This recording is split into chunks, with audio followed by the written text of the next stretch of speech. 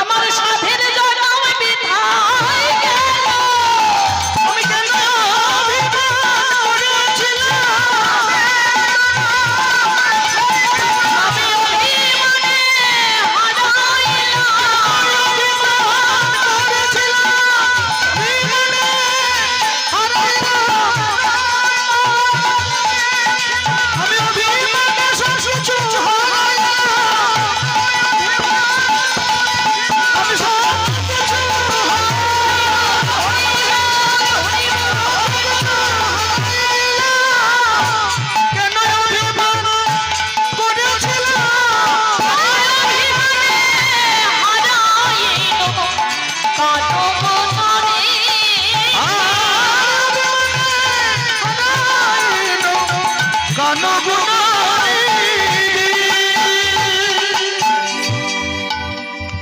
ভক্তরা জিজ্ঞাসা করল, ভগবান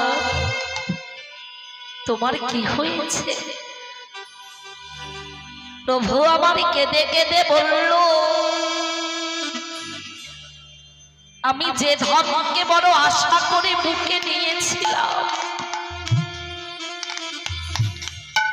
নিজের কর্ম দোষে আমি সেই ধর্মকে হারিয়ে ফেললাম। আমি কাছে পেয়েও তাকে ধরে রাখতে পারলাম না, কাছে পেয়েও তাকে হারিয়ে ফেলেছি। কাঁদিয়া কহিল, পুনধিক মোর বুদ্ধি, অভিমানে উপেক্ষিত আমার কারণ গুণনিধি। এই দুঃখের কথা আমি কাকে বলবো? এই জগতের মাঝে আমার এমন আপন বান্ধব কে আছে যে আমার মনের দুঃখের কথা, আমার কষ্টের কথা আমি তার কাছে গিয়ে একটু বলবো? যে হইল মনের দুঃখ, আমি কি বলিব?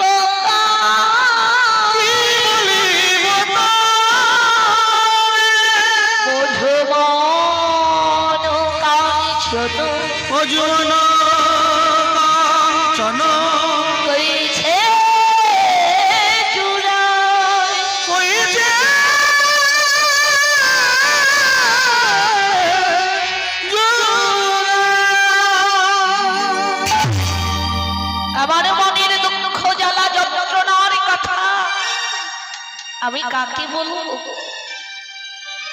জগতে কে আমার আপন? মাগো, ভাই বন্ধু আত্মীয় স্বজন পুত্র পরিজন কে আপন? জগতে কাকে বলবো? এরা কেউ আমার আপন নয় গো মা। এদের সঙ্গে আমার মাত্র কয়েকদিনের সম্পর্ক,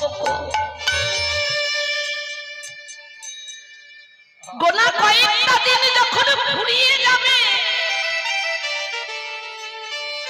কারো সঙ্গে আর আমার সম্পর্ক থাকবে না। তাহলে তাদেরকে আমার মনের কথা বলে কি লাভ? যাদের সঙ্গে দুদিনের পরিচয়, এই দুদিনের পরিচয়ে কি আমার দুঃখটা তারা বুঝতে পারবে? যে আমার আপনজন, আমার দুঃখের কথা, আমার জ্বালার কথা তাকে জানাতে হবে। এ জগতে কে আপন মা? একমাত্র আমার গৌর সত্য। যত দুঃখ হোক, যত জ্বালা, যত যন্ত্রণা হোক মা, পাড়াপড়শি আত্মীয় স্বজনকে না বলে তোমার দুঃখের কথা, তোমার কষ্টের কথাগুলো তার চরণে গিয়ে নিবেদন করে দেবে। তার চরণে যখনই জানাবে, দেখবে তুমি শান্তি অনুভব করছো। তার নামে প্রেমে যদি মেখে থাকো, তাহলে মা কোনো দুঃখ কোনো জ্বালা কোনো অশান্তি তোমার দেখে থাকবে না। মহাজনের পাশে দাঁড়িয়ে দাঁড়িয়ে সুন্দর করে পটটিকে রচিত করলে কিভাবে আজি এই রূপে উদ্ধারিল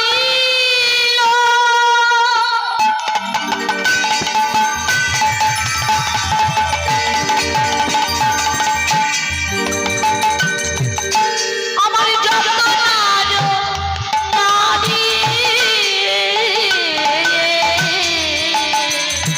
আরে এই রূপে